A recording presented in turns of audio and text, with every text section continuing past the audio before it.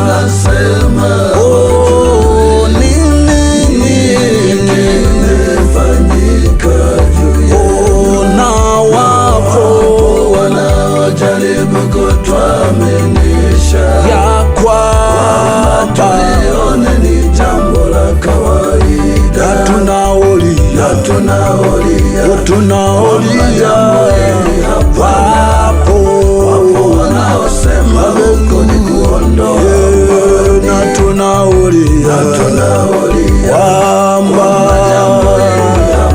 wapo wanaosema huko ni kuondoa, kwa sababu tunaopitia na uhakika mdogo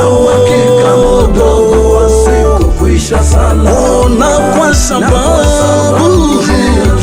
tunaopitia na uhakika mdogo, lakini mkono wa Mungu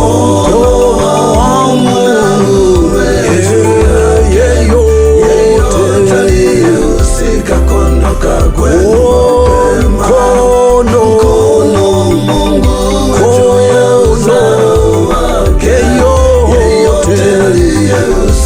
kondoka kwenu, tunalia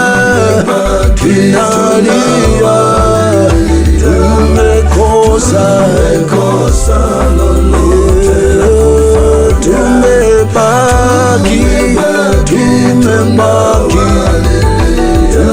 tumekosa lolote la kufanya.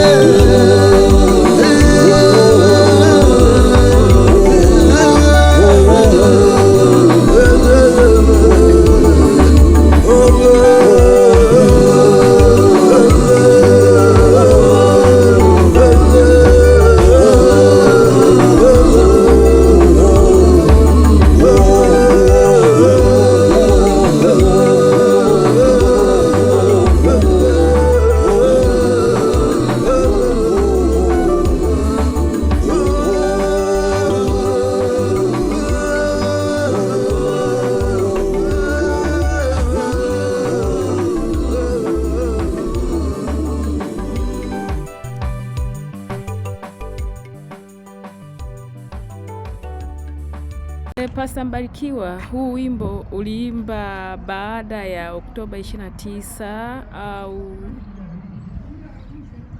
uliona nini mpaka uliimba wimbo huu?